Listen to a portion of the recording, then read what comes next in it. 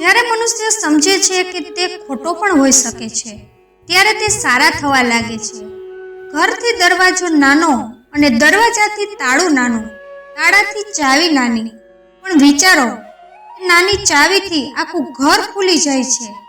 એની જેમ જ નાના નાના વિચાર અને નાના નાના પ્રયાસ ઘણો મોટો બદલાવ લાવે છે. જીવનમાં કંઈક સારું કરીને એ વિચારીને ન રોકાઈ જવું કે મારા એકલાના કંઈક કરવાથી શું થવાનું છે.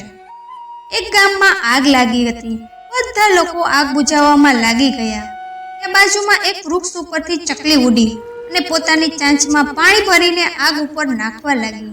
એ વારંવાર ચાંચમાં પાણી ભરતી અને વારંવાર આગ ઉપર નાખતી. તે જ વૃક્ષ ઉપર એક કાગડો પણ બેઠો હતો. તે આ બધું જોઈ રહ્યો હતો. તેણે ચકલીને કહ્યું, અરે ઓ પગલી, કેટલી પણ કોશિશ કરી લે, કેટલી પણ મહેનત કરી લે, તારા ઠારવાથી તે આગ ક્યારેય નહીં ઠરે. ત્યારે ચકલી બોલી, મને ખબર છે કે મારા ઠારવાથી તે આગ નહીં ઠરે. જ્યારે પણ તે આગને બુઝાવવા વાળાની વાત થશે તો મારી ગણતરી બુઝાવવા વાળામાં થશે અને તારી ગણતરી તમાશો જોવા વાળામાં થશે. કોઈ પણ પ્રયાસ ક્યારેય વ્યર્થ થતો નથી. એક દીવો બુઝાયેલા અસંખ્ય દીવાને સળગાવી શકે છે. જીવનને ઢાંકવાનું સહન કરતા શીખીએ. તે છોડ સુકાઈ જાય છે જેની સંભાળ છાયામાં કરવામાં આવે છે. સત્ય પોતાના માટે રાખવું અને પ્રેમ બીજા માટે અને દયા બધા માટે. આ જ જીવનનું વ્યાકરણ છે. આપણા મનની ચોપડી એવા લોકો પાસે જ ખોલવી જે તમને વાંચ્યા પછી સમજી શકે. દોસ્તી પણ જરૂરી છે અને સગા સંબંધી પણ જરૂરી છે, પણ જીવનની કઠિન પરિસ્થિતિમાં તે જ બતાવે છે એકલા રહેવાની કળા પણ આપણને આવડતી હોવી જોઈએ. એ પણ જરૂરી છે. એ 4 લોકોની સાથે બેસવાથી તમે બીજાની નિંદા કરો છો. સાચું માનજો કે તમારા જવાથી તે 4 લોકો તે તમારી જ નિંદા કરશે. જો આપણે બીજાની નિંદાને રસ લઈને સાંભળીએ છીએ તો આપણે સાંભળવા વાળાને પ્રોત્સાહન આપીએ છીએ. સંભળાવવા વાળા કરતાં જવાબદારી સાંભળવા વાળાની હોય છે.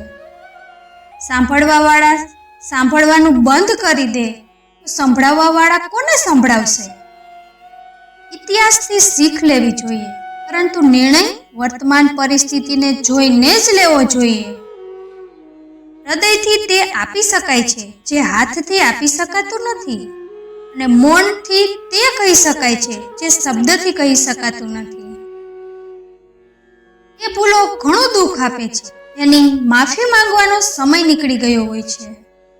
મનુષ્ય ગમે તેટલો ખુશ કેમ ન થઈ જાય, પણ જ્યારે એકલો હોય છે ત્યારે તે માણસને યાદ કરે છે જેને તે દિલથી પ્રેમ કરે છે.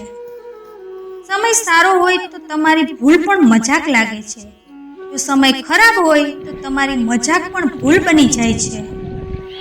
સારા અને ખરાબ તો માણસના કર્મ પ્રમાણે જ હોય છે. કોઈ વાંસનું તીર બનાવીને કોઈને ઘાયલ કરી નાખે છે, તો કોઈ વાંસની બાંસુરી બનાવીને એમાં સૂર ભરી દે છે. પાણીનું ટીપું જ્યારે સમુદ્રમાં હોય છે તો તેનું કોઈ અસ્તિત્વ નથી હોતું. જ્યારે તે ટીપું પાંદડા ઉપર હોય છે મોતીની જેમ ચમકે છે. તમારે પણ જીવનમાં આવી જ મંજિલ પ્રાપ્ત કરવાની છે જ્યાં તમે મોતીની જેમ ચમકો, કારણ કે ભીડ તમારી ઓળખ દબાવી દે છે. તે યાદને સાચવીને રાખો જે આંખમાં ચમક ઉત્પન્ન કરે, તેને નહીં જે ચહેરા ઉપર ચિંતા ઉત્પન્ન કરે. તમારો સ્વભાવ શૂન્ય જેવો રાખો. ભલે કોઈ તમને ગણતરીમાં ન લે, પરંતુ તમે જેની સાથે ઊભા રહી જાઓ તેની કિંમત વધારી દેશો. તમારા ચરિત્રનું અને તમારા વ્યવહારનું હંમેશા ધ્યાન રાખો, કારણ કે તેની ઉંમર તમારી ઉંમર કરતાં વધારે હોય છે. તમારા મર્યા પછી પણ બીજાની યાદમાં હંમેશા તાજી જ રહે છે. ફરીથી મળીશું મિત્રો આવતા વિડીયોમાં. ત્યાં સુધી તમારું ધ્યાન રાખજો, હસતા રહેજો અને હંમેશા ખુશ રહેજો.